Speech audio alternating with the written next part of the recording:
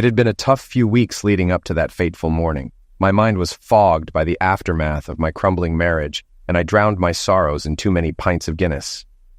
Ireland was supposed to be my escape, a chance to clear my head and find peace in the green hills. Instead, I wandered from town to town, lost in booze and fleeting conversations. The weight of what I left behind in Albany made me question if leaving everything, my job, my wife, my life, was the right choice. But that morning changed everything. It pulled me out of my stupor and forced me to confront my situation and who I was. The night before had been just like the others. Too many drinks and memories I'd rather forget. I stumbled back to a small, unfamiliar room and passed out, not caring what morning would bring. I had no idea it would start with a jolt that would change everything. Wake up! Get up! It's an emergency. The sergeant's having a heart attack. Someone was shaking me violently. Where am I? What the hell? Quick! Get up! Hands pulled me from the bed. Calm down. I'm getting up. What's the problem? You're a doctor, right? The sergeant is having a heart attack. You must come quickly. I got up and realized I had no shoes on. No time to worry about that. They pulled me down the hall to an office where a woman in a police uniform was trying to give CPR to a large man, also in uniform. Oh, crap. I finally realized I was in a police station. I knelt down and checked for a pulse and breathing. Nothing. Do you have a defibrillator? I asked the woman doing CPR. I think so. I'll get it. She ran off. I started chest compressions, trying to push through the fog of the Guinness still in my system. She returned with an AED, and I hoped it was in working order. Get the pads out and turn it on. I ripped open the sergeant's shirt, attached the pads, and turned on the AED. It instructed me to step back. I pressed the button. Zap. His body jerked, but nothing. I tried again. Zap. Still nothing. Damn it. The third time. Zap. Finally, the machine announced a normal rhythm. Thank God, I sighed, checking his weak but present heartbeat. Did you call an ambulance? I shouted to the policewoman. She mumbled something. Do it now, I urged. She grabbed her phone while I monitored the sergeant's pulse and breathing. I realized I was in a police station, trying to recall how I got there. Slowly, I remembered getting drunk at a pub the night before. It was just past 8 a.m, and I had sobered up quickly. A few minutes later, the policewoman returned, saying the ambulance would take another half hour. It was coming from Tralee. My heart was racing, a mix of panic and last night's booze. I needed to use the bathroom.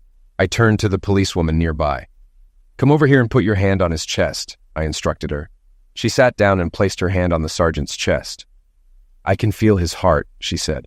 Stay there while I use the bathroom. Where is it? I asked. She pointed around the corner. I made my way to the bathroom and relieved myself. When I stepped back into the hallway, I noticed a few other officers had arrived. I approached a young constable. Where the hell am I? I asked him. Garda Station, he replied. I may have had too much to drink last night. What town is this, and how did I get here? I questioned further. You're in Castleroy. Tommy and I brought you here after you passed out at the pub. You had a great time before you collapsed. He smiled. Crap. You told everyone I ran away from a strumpet? I groaned. The young constable grinned. Crap.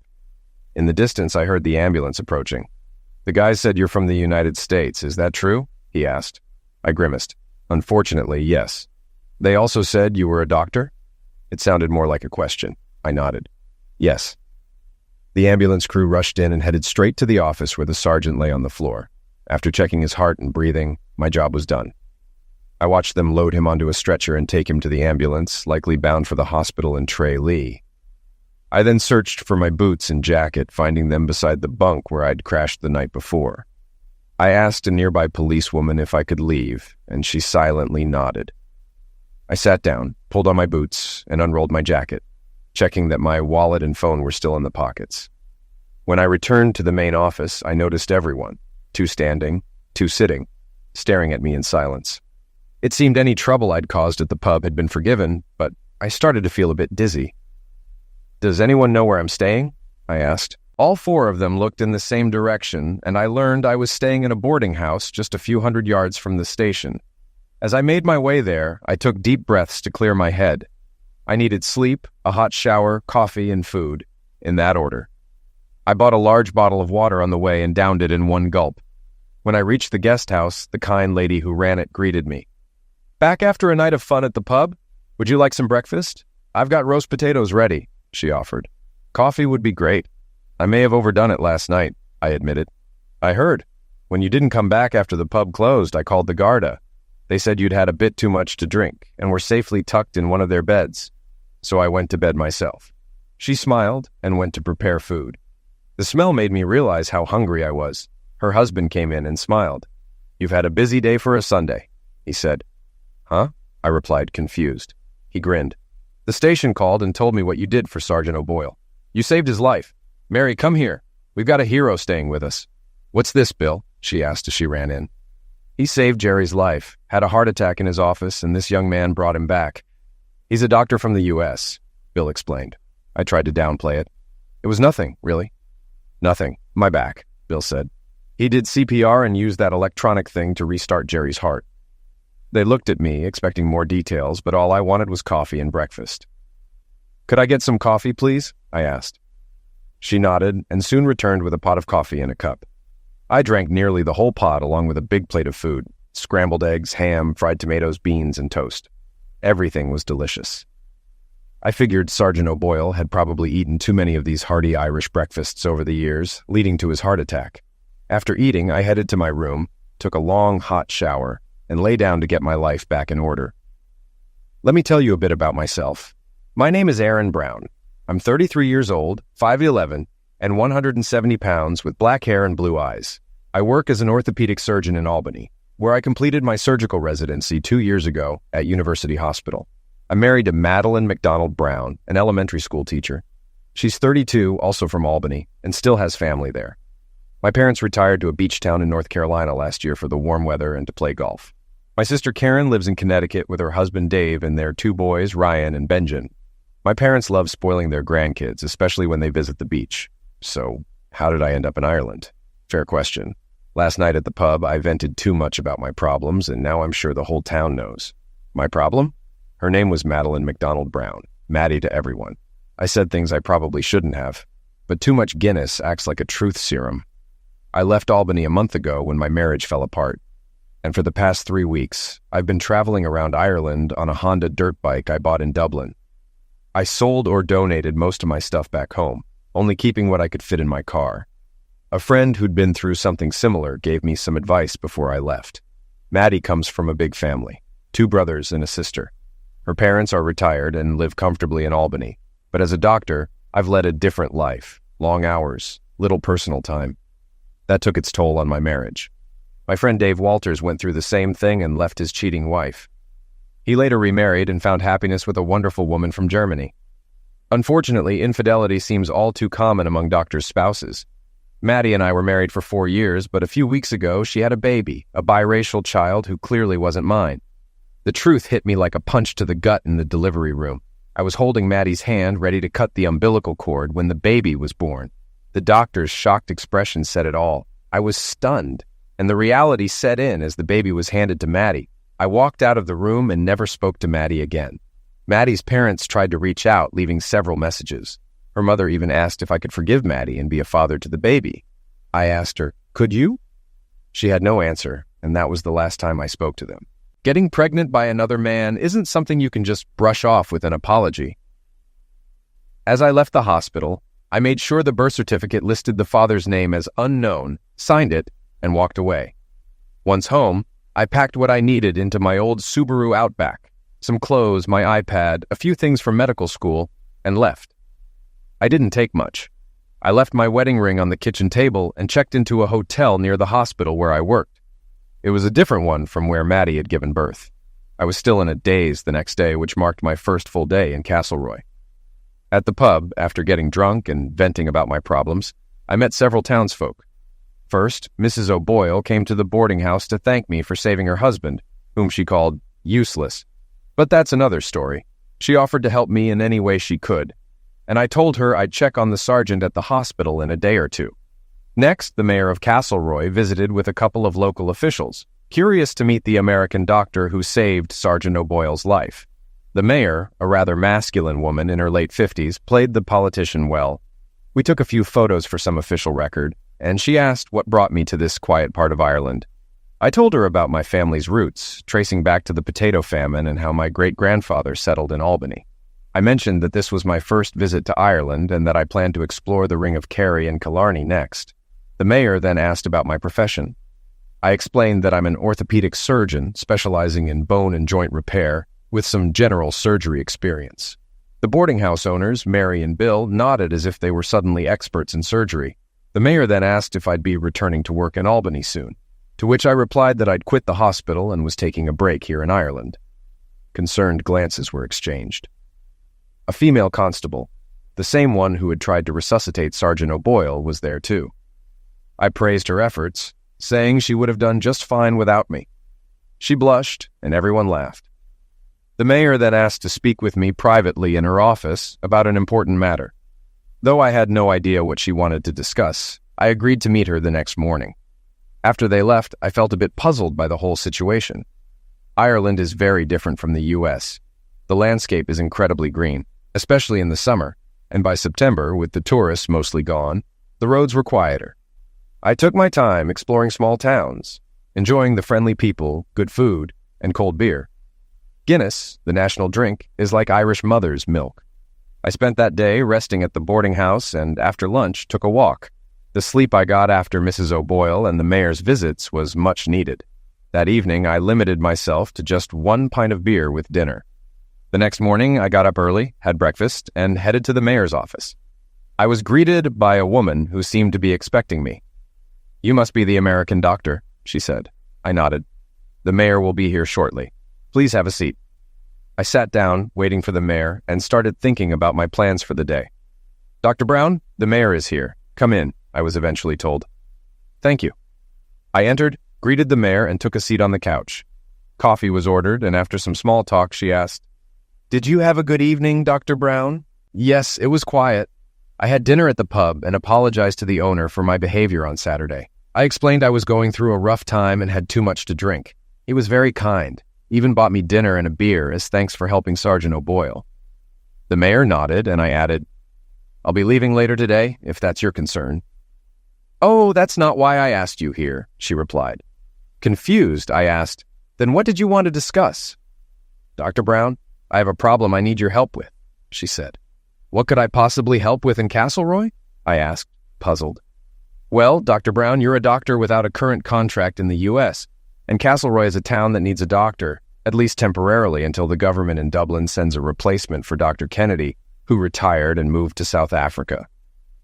"Are you asking me to be the local doctor?" I asked, still unsure. "Yes, that's the proposal. We desperately need a doctor. The nearest one is almost an hour away in Tralee. We have many people who would be grateful if you could help us out for a few weeks. The Department of Health says they will send someone, but it might take some time." "I'm not sure I'm the right fit. I'm a surgeon, and it sounds like you need a family doctor," I said, uncertain. "Dr. Brown, right now we need any doctor we can get. You're exactly who we need," she insisted. "I'm not sure," I hesitated. "Please think about it, but don't take too long. We really need you," she urged. I spent hours on the phone with the officials in Dublin responsible for assigning doctors across the country. They informed me it could be a year or more before we get another doctor in the area. Dr. Kennedy, now in his 80s and struggling with memory issues, has moved to South Africa to live with his daughter and her husband, likely not far from a nursing home. So I started looking into the American doctor who ended up in our town. It's impressive what the Garda can dig up when they're motivated. In just one night, they compiled a quick dossier on Dr. Brown. I found out he graduated in the top third of his class from a medical school in New York State and is a board-certified surgeon. I also learned a bit about his personal life and sympathize with how terribly his wife treated him, which explains why he got drunk at the pub. Now, I need to figure out an incentive to convince him to stay with us for a few months. I have a plan in mind and have already secured urgent permission from the Department of Health for Dr. Aaron Brown to practice medicine in Ireland. I saw Dr. Brown leaving the mayor's office and headed toward him. I was off duty, so I wasn't in uniform, but dressed in my best casual outfit, a white blouse, skinny jeans, and high-heeled boots. My hair was done, and I had some makeup on. I wanted to look my best. I'm 27, about 5'8", and in great shape from running regularly. "Dr. Brown!" I called out. He turned to see who was calling him. I walked over and greeted him, extending my hand. "Good morning, Dr. Brown. It's nice to see you. We haven't officially met. I'm Amelia Kelly, the constable who assisted you with Sergeant O'Boyle." Oh my God, I thought. Police uniforms really do disguise people. I wouldn't have recognized this woman if she hadn't introduced herself. Our first encounter was chaotic at the police station, and when I saw her at the boarding house, she was in uniform. Plus, I was pretty hungover at the time, but now, seeing Amelia, she's gorgeous with shoulder-length red hair, a beautiful face, and a perfect figure. I must have been too distracted before to notice. "Dr. Brown," she called out. I turned to see who was speaking. She approached me and said, "Good morning, Dr. Brown. It's nice to meet you here." She extended her hand. "I'm Amelia Kelly, the constable who helped when you rescued Sergeant O'Boyle." My brain struggled to respond, and I stammered, Well, I haven't decided on my plans yet. I might visit Sergeant O'Boyle in the hospital and then drive around the Ring of Kerry." She smiled. "I'm headed to Tralee to see Jerry.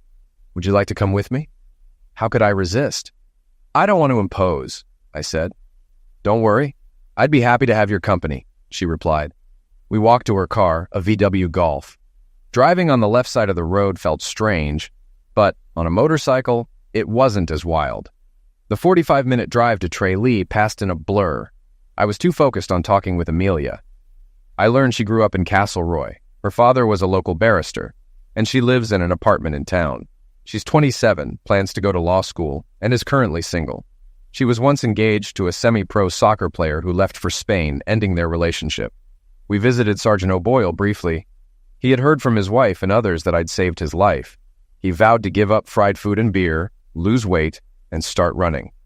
Amelia later told me an inspector warned Jerry he'd be forced into early retirement if he didn't shape up, so his wife would be pushing him to exercise. Tralee isn't the biggest town, but with 2 hospitals, it's considered significant for the area. It's a town of about 25,000 people in County Kerry on the Dingle Peninsula. Dublin is 3 hours east, and Killarney and Limerick are an hour south. I offered to buy lunch in exchange for a walking tour, and Amelia agreed. She knew Tralee well since her father often worked at the courthouse there. She studied political science at Trinity College in Dublin, focusing on EU defense policy and international relations. At lunch, I anticipated the usual questions. What's an American doing in Ireland on a motorcycle? Where did you grow up? What about your family? We chatted, but neither of us brought up my wife or what I had said at the pub that night. I had a great day with Amelia, but never made it to the Ring of Kerry. Back in Castleroy, she dropped me off at the guest house, and I thanked her for the ride and the tour. I knew I'd likely see more of Constable Amelia Kelly, and I looked forward to it. 2 days later, I finally took the trip around the Ring of Kerry. The countryside was breathtaking. I got up early, had a quick snack, and set off on my bike. I rode to Killorglin, then Killarney, where I stopped for gas and coffee, accompanied by delicious pastries. Following Bill's advice from the guest house, I drove clockwise around the ring to avoid getting stuck behind tourist buses. The day was incredible, filled with stops to take in the stunning scenery. I focused solely on the present moment, not letting anything else distract me. Ireland is truly beautiful. No day in Ireland is complete without rain, and as I drove back, it started pouring. I stopped under a tree to wait it out, sipping a soda when I heard a loud crash nearby. A cloud of smoke was rising from a wrecked car. I quickly threw my bottle into the ditch, put on my helmet, and rode over to the crash site, about 400 meters away. A minibus and a passenger car had collided head-on. Seeing the badly wrecked car with smoke coming from the engine, I knew the passengers needed to get out before a fire started. The driver's door was jammed, but the back door had opened on impact. I climbed inside and found a bleeding man behind the wheel and an unconscious woman in the passenger seat. Both had pulses, so I shouted to bystanders to call 999 and request 4 ambulances. While a man used a fire extinguisher to control the smoke, I assessed the situation in the minibus. The driver had cuts and lacerations from shattered glass, and the elderly passengers were in shock. One woman appeared to have a broken collarbone from the seatbelt, but she was more concerned about her brother-in-law, who had a history of cancer. Despite the chaos, they were all talkative, which was a good sign. Back at the car, some people brought blankets to keep the injured warm. The man had a compound fracture in his leg, so I applied a tourniquet to stop the bleeding. With the help of others, we carefully extracted the man and woman from the car and laid them on the road. It felt like ages before the ambulances arrived, as they had to come from Tralee. I used a first aid kit to bandage the minibus driver's wounds. His name was Fergus, a retired accountant who worked part-time as a driver. When the ambulances finally arrived, the paramedics took over, and I followed them to the hospital to ensure they had all the necessary information. At the hospital, one of the paramedics recognized me as the American doctor who saved the police sergeant in Castleroy. After checking on the accident sufferers and speaking with the emergency doctor, I headed back to Castleroy. By the time I reached the guest house, it was dark. I was greeted by Bill and Mary at the door. "Oh, you're back, Dr. Brown." "Hi, Bill." "Hi, Mary," I greeted them. "Yeah, I'm a bit later than planned. I'm going to clean up and find some food. Hopefully there's a place around here that serves something not deep-fried." "Actually," Mary replied, "there's an Italian place about 1 kilometer from here near the market. But just so you know, some reporters from Killarney were here looking for you a few minutes ago." I frowned. "What did they want?" "They heard you were in an accident," Mary explained. "No, I just stopped to help at a car accident, that's all," I clarified. Bill, who had been listening, suddenly spoke up with wide eyes and a smile. "Well, they think you saved 7 people's lives single-handedly." "I just gave some first aid," I said modestly. "They're in the hospital in Tralee now, and they'll be fine." Bill pointed toward the door. "The reporters are waiting for you at the pub. They want to interview you." He then grabbed his hat and dashed out. Mary looked at me, adding, "He told them he'd bring them back when you returned. They're eager to talk to you." "Great," I sighed. "All I want right now is to eat, have a glass of wine, take a hot shower, and get some sleep." I smiled at Mary. "I'm heading to the pub." Then I walked out the door. But I wasn't really going to the pub. I headed in the opposite direction to the restaurant, hoping to eat before the reporters found me. I was partially successful, got some food before they caught up with me. Bill seemed to be leading the search party. Jim needed to reach his client, Aaron, who he knew was somewhere in Ireland. He had Aaron's cell number, which started with 353. Definitely an Irish number. Jim had some news to share and needed to know what Aaron wanted to do next. He decided to call him. "Aaron, where are you?" Jim asked. "In Ireland, man," Aaron replied. "Where exactly?" Jim inquired further. "A small town in the southwest called Castleroy, on the coast," Aaron explained. Jim got straight to the point. "I've got some news, and it's not what you want to hear. Maddie's refusing to cooperate with the divorce. She says if you come home and meet the baby, you'll get over your pain, and everything will be fine." Aaron's response was immediate. "She can forget it. She needs to find someone else to be the father. It won't be me." "Yeah, that's not going to happen," Jim countered. "I had my investigator check out the baby's father. It's the gym teacher at the high school near where Maddie teaches. He's also the soccer coach." Aaron sounded uninterested. "I don't care who he is." Jim pressed on, knowing the importance of the situation. "Here's the thing. He's married with 2 kids. He's not in a position to support Maddie or her child. So what does this have to do with me? I'm not going back to play the clueless husband and father," Aaron said, his frustration clear. Jim sighed, delivering the next piece of bad news. "Well, she wants child support." Aaron was incredulous. "Is she serious?" Jim confirmed. "Yes." Aaron needed to know his odds. "What are the chances I'll have to pay?" Jim answered cautiously. "It's uncertain. Paternity shouldn't be an issue, but courts often presume that a child born during a marriage is the husband's unless you get your parental rights terminated." Aaron didn't hesitate. "Do that. Go to court and get my rights terminated. I filled out the birth certificate as father unknown, so make sure that hasn't changed." "I will," Jim promised. "I don't recommend you go home right now. It could give her lawyer a chance to drag you into court and push for payment." Aaron reassured him. "Don't worry, I'm staying here for now. Ireland is beautiful, Jim. You should take a vacation, have a beer, enjoy the scenery." Jim smiled at the thought, but declined. "Thanks, but my clients need me too much. Maybe next year. Take care, Aaron." "Later, Jim," Aaron said before hanging up. Stupid woman thinks I'll just do whatever she wants. Not gonna happen. She made her choices, and she can live with them. I refuse to stay married to someone who disrespected me so much that she got pregnant by another man and expects me to be okay with it. No way. The mayor of Castleroy showed up soon after. There he is. Didn't have to wait long. "Good morning, Madam Mayor," I said, not thrilled to see her. "You're a real hero," she said, smiling. "Oh, how's that?" I asked, unsure of what she meant.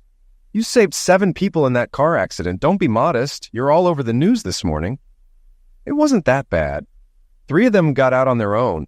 One has a broken collarbone and another has mostly cuts. The passengers in the car were hurt the worst, but they'll recover. Well, no one was liquidated, and that's what matters. Now, I need some coffee and more sightseeing. Have you thought about my offer? I spoke to Dublin, and they're willing to give you a 1-year temporary license to practice here. Castleroy needs you, doctor. Please stay and help us, she asked, almost pleading. I'll explore the area some more and let you know when I get back. How about that? Fair enough, but please think about the impact you could have here. We're a small town, but we're a good one, and we need you, she said earnestly. I nodded. I'll think about it, I replied, then walked away. I needed to clear my head, and riding my bike was the best way to do that. My problems in Albany might convince me to stay for a while, even if just for 6 months, giving Dublin time to find a permanent doctor. We'll see. I started my motorcycle and rode toward Killarney, looking for a place to eat and think. After talking to Jim, I was pretty sure going back to Maddie wasn't in my plans. Every day I stayed away gave her more time to think about what she'd done, if she even cared. But one thing was certain, I wasn't going back to her. Lunch was great, and the ride was smooth. On my way back to Castleroy, my phone started buzzing. I pulled over to check it. Jim had texted, "Sending you a link to a TV news article. You're a hero." His voicemail said, "Dude, you saved lives in Ireland. You're all over the news. I'll send you the video. Call me later." There was also a voicemail from Amelia. "Aaron, I know you're out riding, but call me when you get back." Back in Castleroy, I went to my room at the boarding house. Mary offered to make tea, but I declined. I showered, changed, and headed to the mayor's office to request a meeting. The secretary smiled as she called the mayor. "So, Dr. Brown, have you decided?" she asked, clearly anxious. "I've decided to stay in Castleroy and help with the doctor shortage," I said. She hugged me so tightly I almost couldn't breathe. "Aaron, you won't regret this," she said, excitedly dropping the formalities. "Not so fast, Mayor. There are conditions." Her expression shifted slightly as she realized this wasn't entirely in her control. "And what would those be, Aaron?" she asked, trying to hide her concern. "Nothing too big," I said, holding up my hands. I listed my conditions and she nodded, taking notes. When I finished, I asked, "So, do you still want me?" "Oh, yes. Everything on this list is doable. Most of it is already in place. You just need to start practicing." In small towns, good news spreads fast, and bad news even faster. The mayor announced that Aaron had agreed to stay on as the district doctor, and within a day, word spread like wildfire. Soon, a line of patients was waiting to see him at the office. Dr. Kennedy's patient records were still stored there, and since the nurse had retired, the building was locked to keep things secure. The mayor hired a young secretary for Aaron, a recent high school graduate looking for work. The local traveling nurse practitioner, who used to visit half a day a week, could now come more frequently with Aaron around. Laura, the nurse practitioner, is about 35 years old and divorced, with a 4-year-old daughter. Her ex-husband works as a manager for a shipping company in Dublin and had a wandering eye, which led to their split. Laura moved to Killarney for a job and lives near Castleroy. She's a tall, attractive blonde, though a bit heavier than me. I might need to keep an eye on her if she gets too close. Oh my God, this office smells musty. It needs a good airing out and a thorough cleaning. If I find dead bugs or mouse droppings, well, I'll just clean it up, Nicole said as she stepped inside, wrinkling her nose at the stale air. Nicole, the new administrator, had just graduated, and this was her first real job. She still wore braces, and her mom, clearly proud and excited, had brought her lunch. Her mother, dressed up for the occasion, looked to be in her early 40s, eager to make a good impression. My first task was to get the office in order. I made an inventory list, arranged for deliveries, and logged into the health department's system. But then it hit me. I didn't even have a stethoscope or the authority to write prescriptions yet. It would take a few days to get everything in place, though it seemed the locals were expecting immediate action. Then it happened. "Dr. Brown! Dr. Brown!" Nicole yelled from the front. "What is it?" I called back. "You need to come out here now." "Why? What's going on?" "Just come quickly." I hurried to the waiting area and saw a man with his arm wrapped in a towel, his face pale, and a woman standing beside him. She handed me a plastic bag, and through the clear plastic, I could see what looked like a severed finger inside. "He cut his finger off in the tractor engine," the woman said, her voice edged with panic. This was my first real patient in Ireland. I guided them to the exam room and told Nicole to call the hospital in Tralee to arrange for reattachment and to get an ambulance. With only basic supplies at hand, I stabilized the man's wound and prepared him for transport. His pinky and ring finger were missing. The ring finger was in the bag, nestled in some ice. After an hour, the patient was on his way to the hospital, and I had managed to stabilize him despite the limited resources available. Later, the regional nurse practitioner, Laura, dropped by briefly. She was busy and didn't stay long, but she handed me her business card. Nicole mentioned that Laura was a single mom living nearby, something I made a mental note of for future reference. I also needed a place to live. The boarding house wasn't bad, but I wanted my own space, a small, furnished one-bedroom with a decent kitchen and a spot for my motorcycle. I reached out to a real estate agent, Josephine Landers, and within an hour, she had found the perfect 500 SQ/FT apartment for me. In small towns, news travels fast, and she had already prepared everything. The apartment had plenty of windows, a great view, and even a balcony. Josephine had thought of everything, right down to the linens and towels. "We have stores in town that can get you anything you need," she said with a welcoming smile. Later, I thanked Mary and Bill at the boarding house and moved my belongings to the new apartment.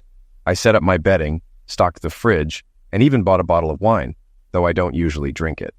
As I settled in, there was a knock at the door. Josephine pulled into the station and reported, "Everything's ready. Here's the address." She handed me a card with the apartment Aaron was renting. I tucked it in my pocket and went home to freshen up after my shift. After a shower to wash off the day, I put on tight jeans, a sleeveless blouse, and some eye makeup, then headed out. I called a Chinese place, ordered some food, picked it up, and drove to the address Josephine gave me. I rang the bell. After a couple of minutes, I heard, "Hello, how can I help you?" I laughed. "Police, open up." "What the—" I heard the door open, so I walked in and went up the stairs. "We heard someone might have broken in, so I came to check," I said playfully. He smiled. "Do you always bring food for trespassers?" "Only the ones I like," I replied with a grin. Waking up in someone else's bed, I realized I was in my new temporary apartment and I wasn't alone. I checked the time on my phone. It was time to get moving. I gently nudged my partner. "Amelia, I have to go." She yawned. "What time is it?" 6:39. "I need to get cleaned up and head to work." I went to the washroom, used the toilet, and turned on the shower. Amelia joined me a moment later. That's where it all began. Why can't people see the obvious? Because they don't want to. Madeline refuses to accept that Aaron is done with her. Her affair with a teacher, who's also a soccer coach, ended their marriage, especially when she had his child. Is that so hard to understand? But she still won't admit that Aaron is finished with her. I filed the divorce papers and sent copies to her, advising her to have her attorney review them so we could settle the details. It's a simple divorce, but she's determined to drag it out, which will only increase her legal fees. Aaron leaving the country shows his intent, and the New York Supreme Court has a divorce hearing scheduled for next week. I've got DNA evidence and photos to prove the child isn't Aaron's, and I'm seeking a court order to require the real father to provide a DNA sample, which would delay any child support claims against Aaron. Madeline suggested marriage counseling, but it requires both parties' consent, and Aaron isn't interested. She also demanded Aaron's location and contact info, which I refused to give, citing attorney-client privilege. Her lawyer threatened to take me to court over it, but that won't work. Madeline even showed up at my office with the baby, convinced Aaron would be a great father. The baby looked like any other toddler, except she's clearly not Aaron's. I'm considering having the baby brought to court so the judge can see for themselves. Madeline's real motive for wanting Aaron back is money. The child's father, a teacher and soccer coach, has a wife and kids, and he's not wealthy. They live on a teacher's salary and his wife's income as a business manager at a small dealership. They're not rich, and they're just getting by with their mortgage, bills, and 2 cars. Madeline wants Aaron's income, but she won't get it. Aaron has already walked away from everything. She hasn't realized that yet. She has the house, the car, and everything in it. She can sell it all and move into a smaller place if she wants. The house is in foreclosure, but Aaron signed away his rights to it. When it's sold, there should be enough for a decent down payment on a modest condo. This is all about money for her. Laura Tompkins was deep in thought, planning her visit to see the new American doctor, Aaron Brown. Mayor Castleroy had persuaded Brown to stay and replace Dr. Kennedy, who had finally retired after making one too many serious mistakes. mistakes that had occasionally harmed patients. Everyone was relieved that Kennedy was gone. Laura had already met Aaron Brown. He was attractive, and not just an ordinary general practitioner. He was a surgeon. Word about him had spread quickly, especially concerning the drama with his almost ex-wife. The mayor had even ordered a background check, and the medical staff in Dublin confirmed his credentials. The unmarried women in the area were already flocking to his office, often with minor ailments that conveniently required undressing for an exam. Despite her busy schedule with work and her daughter, Laura planned to make time to visit his office under the pretext of discussing patient care challenges. It would give her a chance to be alone with him, and she intended to dress nicely for the occasion. As she was driving to her next patient, her phone rang. She answered through the car's system. "Hello?" Laura said. "Hi, is this Laura Tompkins?" a male voice asked. "Yes, who's calling?" she replied. "Good morning, I'm Aaron Brown, the temporary physician in Castleroy." He introduced himself. "Dr. Brown, how can I help you?" Laura responded, a few ideas already forming in her mind. "I was hoping we could meet to discuss the local health needs," Aaron said. "I'm only here for a few months until a permanent doctor arrives, but I'm concerned about not knowing how things are usually done. I could use some guidance." "Sure, it would be great to talk. When's a good time for you?" she asked. "Whenever you're available," Aaron answered. "I'll make time. This is important to me," Laura said, pausing to think. "I'm driving right now, but I'll call you later to arrange a time that works for both of us. Sound good?" "That sounds perfect. I really appreciate your help," Aaron replied. As the call ended, Laura began to form a plan. It might take some time to see it through, but she was patient. And who knows? Maybe Aaron Brown had something in mind too. Time would tell. My secretary is overwhelmed with calls from people wanting to see the doctor. They even wait outside the office when I arrive in the morning. Most of the patients are women, and I'm thinking they might be more comfortable with a female doctor. Nurse practitioner Laura Tompkins might be a better fit for many of them, especially for routine issues. I'll call her and see if we can work together more effectively. 2 days later, Laura invited me to her house for dinner. I couldn't turn down a home-cooked meal, so I went. It was a short walk, and I brought a bottle of red and white wine, not knowing her preference. When I knocked, a little girl answered the door, looking about 3 or 4 years old, with a mix of curiosity and surprise. She turned and yelled, "Mommy, that American is here!" "Dr. Brown, please come in," Laura greeted me warmly, with her daughter standing shyly beside her. Laura, around 30 years old, about 5'9", with long dark hair and a slim figure, looked stunning. I stood there momentarily stunned until I remembered the wine I brought. "Hello, I'm Aaron." "And who are you?" I asked the little girl. Her face brightened. "My name is Matilda. I'm 4, and my favorite book is Winnie the Pooh." "Nice to meet you, Matilda. Tigger's my favorite," I said, handing the wine to Laura. Laura smiled and said, "Mrs. Billings knows her wine. Could you open the white and pour us a glass, unless you prefer beer?" "Wine is fine," I said, opening the bottle while Matilda watched me closely. "Are you drinking wine?" I asked her jokingly. Laura laughed. "No, silly. Kids drink juice. I'll have orange juice, please." Laura prepared dinner, smiling all the while. I offered to help, but was instead entertained by Matilda, who insisted I help color her farm animals. When I tried to color a pig red, she corrected me firmly. Pigs are beige, not red. Dinner was beef stew with fresh cookies, and we drank more wine. Later, Matilda was sent to put on her pajamas and brush her teeth. She returned and announced I was going to read her a bedtime story, Winnie the Pooh. Laura nodded, and Matilda brought a book. While I read to her in the living room, Laura tidied up the kitchen. Watching her, I thought, this is what a real family feels like. This is real life. Aaron was quickly won over by my daughter. She may be small, but she's great at charming even the toughest. However, she couldn't win over her father. I don't usually invite men into my home, much less share dinner with me and my daughter. But this time was different. I already had a good sense of who Aaron was, thanks to various sources and his actions since arriving here. The fact that he was escaping an unfaithful wife made him relatable. He understood the pain I had felt. I packed up Matilda and left her father in Dublin because I couldn't tolerate his disrespect. He didn't want a daughter or the responsibility of a family, which was his loss. I also knew I had competition in Amelia Kelly, She's younger and prettier, and she's good with men. But in a direct competition, I had an advantage. I knew what Dr. Aaron Brown was looking for, and the way he looked while reading to Matilda said it all. Dinner with Laura was excellent, and meeting Matilda was intriguing. I returned to my apartment around midnight, took a shower, and went to bed. If the past few days were any indication, tomorrow would be busy.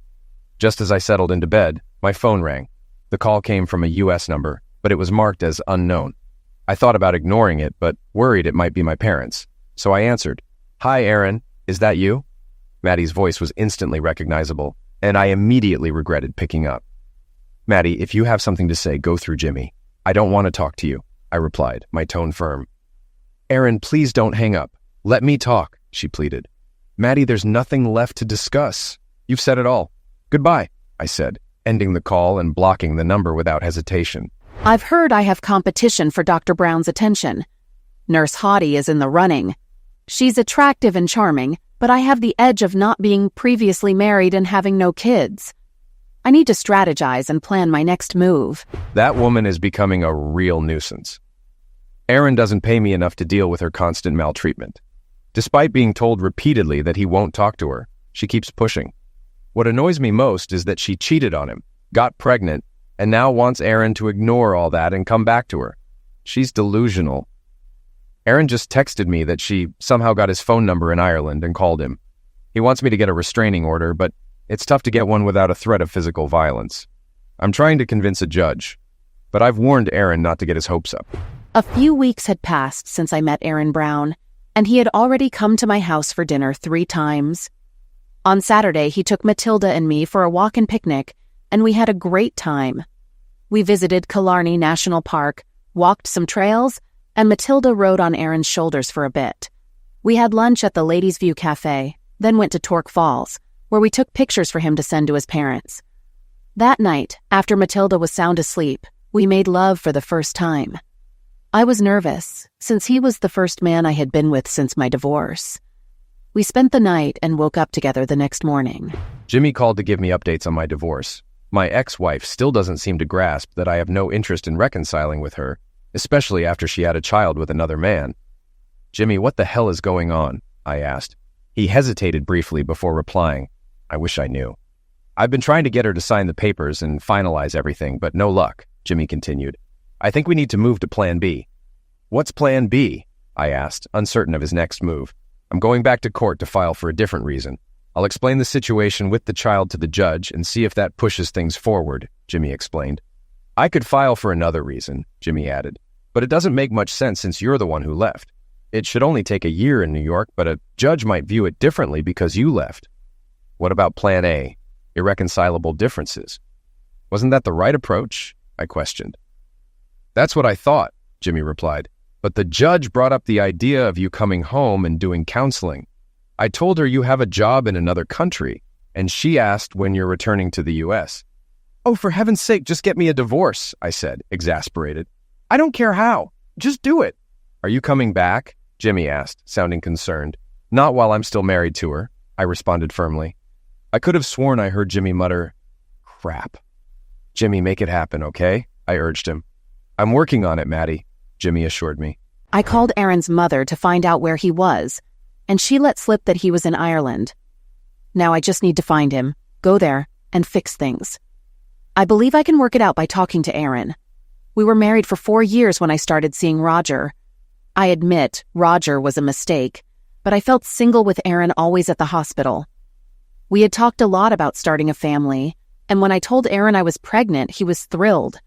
He helped paint and decorate the baby's room, constantly bringing home new things, even a baseball glove, saying he'd teach our child, boy or girl, to play baseball. Aaron will realize leaving us was a mistake. He'll love the baby when he holds her. I'm sure of it. Lately, Roger has been avoiding me. He doesn't answer my calls, and when I went to the school, he ran away as soon as he saw me. I wonder if his wife knows about us. That might explain it. I need to find out exactly where Aaron is in Ireland. Then I'll get on a plane and go to him. The hospital in Tralee called, asking for my help with a backlog of surgeries.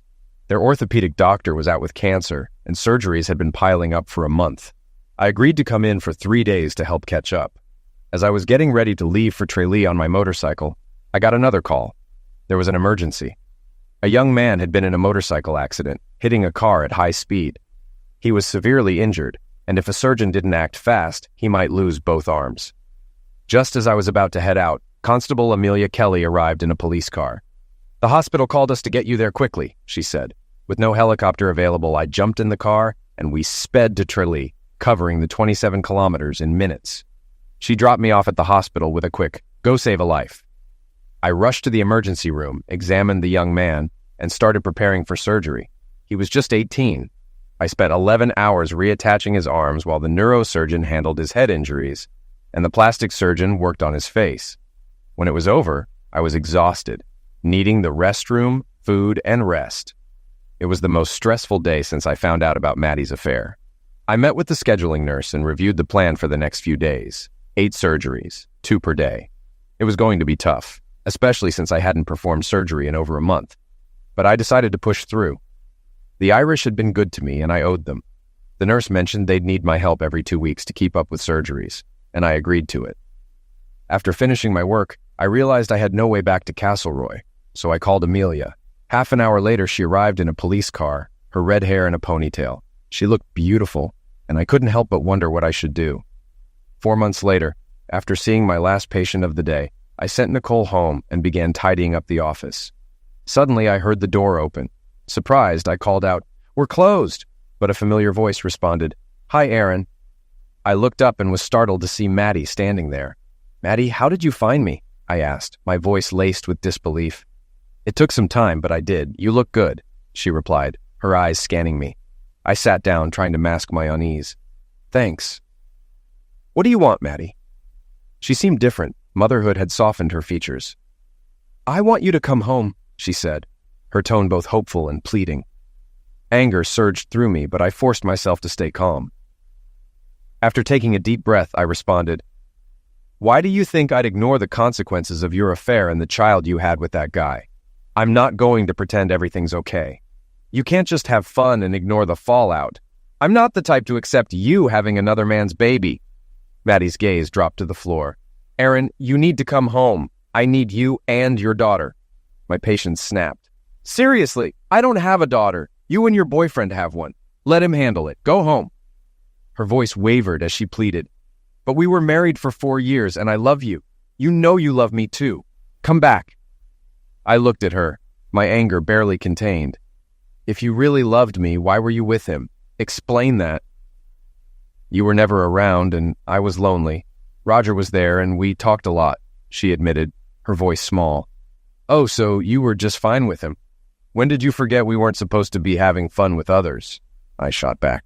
Maddie struggled to find the words. "Can you just think about it? I miss you and know you'd be a great father." I was stunned by her audacity. Just then, Amelia walked in, looking effortlessly beautiful in tight jeans and a sleeveless blouse. Without hesitation, I went over to her, kissed her, and wrapped my arms around her. "Amelia, this is Maddie. She found me here in Ireland." Amelia sized Maddie up quickly, then turned to me. "Aaron, we need to leave for dinner with my parents at 6 o'clock. "Maddie's just leaving," I said firmly. "We've said all we needed to." But Maddie wasn't ready to leave. "Aaron, we need to talk seriously about what's going on," she insisted, her voice trembling. Amelia stepped in. "Maddie, we have to go. Aaron and I need to hit the road. My parents value punctuality. I'm sure you understand." Amelia gave Maddie a stern look. If this were a pub fight, the crowd would be buzzing. I wasn't going to entertain Maddie's pleas. She was involved with another man and had a child with him. I sympathized with the child, but not with Maddie. She should have considered the consequences before her affair. My lawyer, Jimmy, had informed me about the court proceedings, and the divorce was nearly final. Maddie would get the house and our savings, totaling over $90,000. It was a costly lesson, but I wasn't rushing to replace Maddie.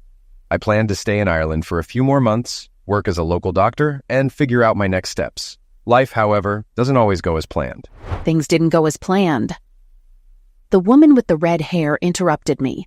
I left the baby with my parents, hoping that showing Aaron what he was missing would make him come back and try to be a family.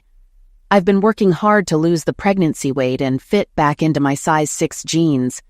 I even brought Aaron's favorite perfume. But that woman showed up, and I could smell her Chanel perfume. She better not think I'll give up without a fight. My hotel room is tiny, barely room to move between the bed and the desk, and the TV is an old tube model. How do people live like this? I need to find something to eat and call my mom. She's not happy about taking care of the baby and gets a lot of questions from friends who don't know I adopted the child. I don't think she's correcting them. What the heck? This woman actually came to Ireland. How did she find me? I suspect one of my talkative relatives let it slip. She should have listened to her lawyer. The divorce is nearly final. There's no turning back. We're finished. I was really glad to see Amelia. She mentioned meeting my parents, though I'm not sure if she was serious. I took her out for dinner, brought her back to my modest apartment, and made her breakfast the next morning. Last night after dinner, I walked around the village. It's nothing special, and I don't understand what Aaron sees in this place.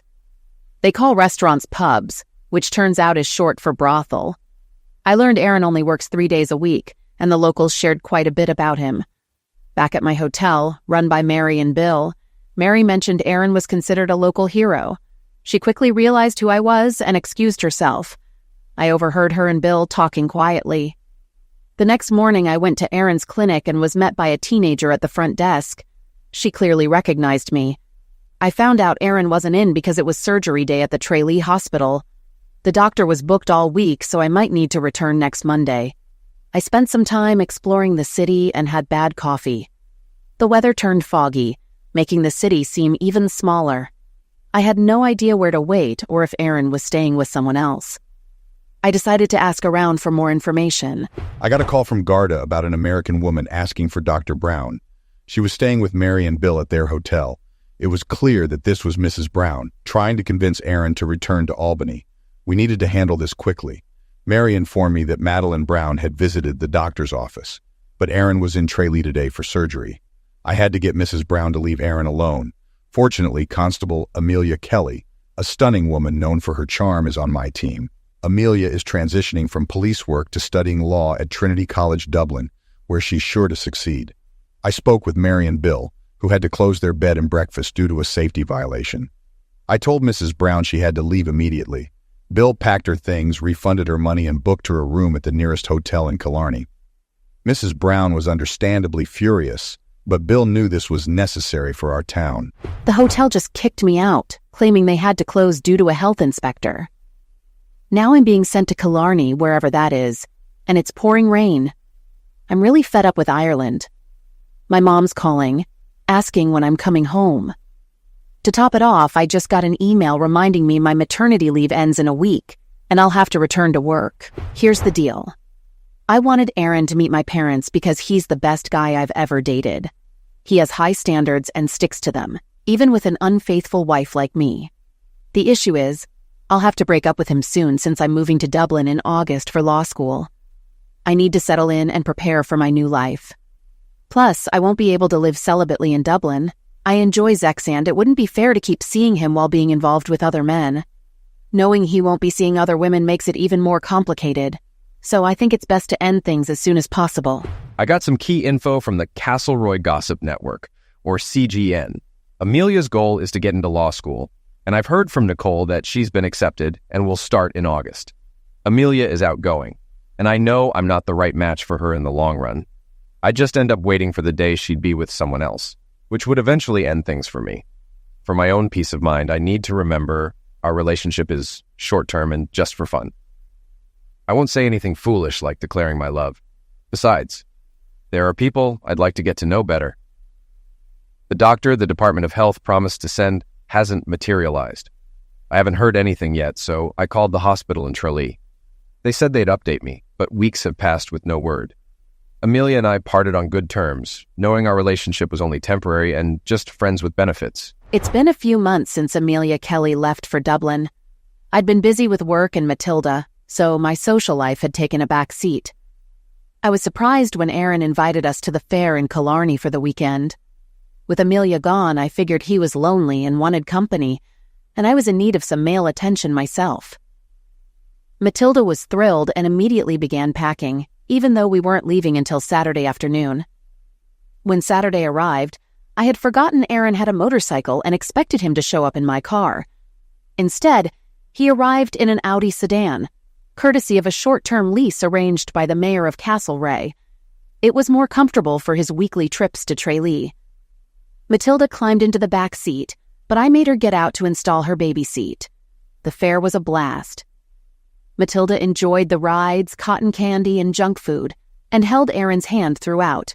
He seemed to enjoy the day, and after the fair, we went out for a meal and returned to my house.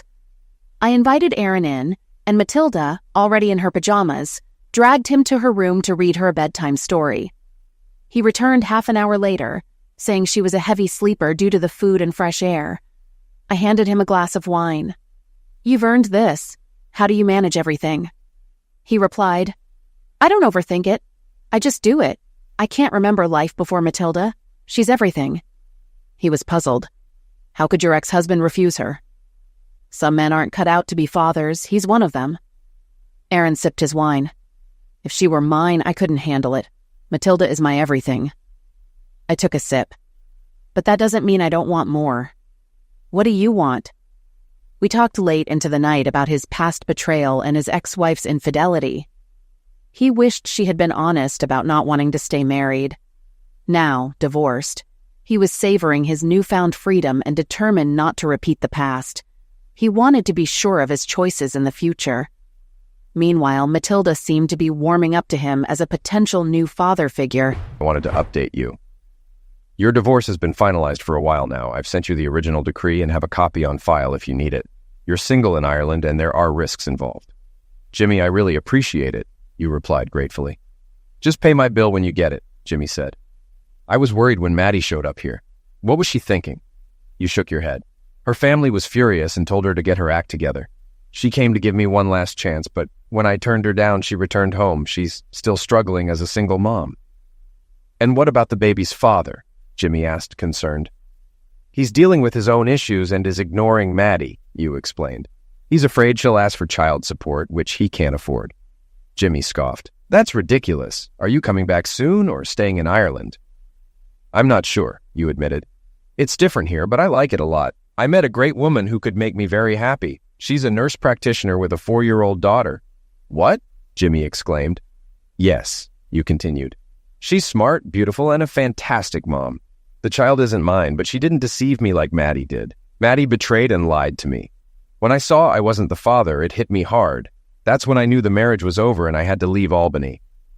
Well, you've definitely achieved that, Jimmy said with a nod. Thanks for all your help, you replied, feeling a sense of closure.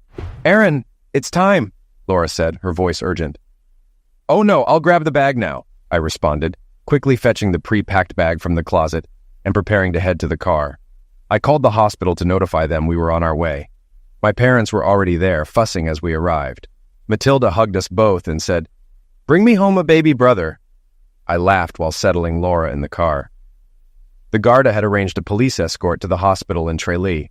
9 hours later, our baby was born. I made a mental note that the next child might be the brother Matilda wanted. My parents and Matilda came to the hospital to meet the baby girl. Annabelle Marie Brown was unfazed by the attention, simply holding my finger while I held her. That's right.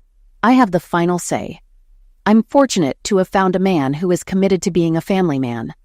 From the beginning, Aaron has embraced the responsibility of being a husband and father. He's mine, but I'll share him with Matilda, Annabelle, and likely others. I can't understand women who don't recognize their good fortune. Aaron's ex was foolish, and her mistake worked out in my favor. She messed up and lost him because of it. When Aaron and I found each other, it was by sheer chance, but I'm grateful. I believe Aaron feels the same way. We're a family now, and if anyone tries to come between us, I'll handle it. As an Irish wife and mother, I don't tolerate other women showing interest in my husband, including you, Amelia Kelly.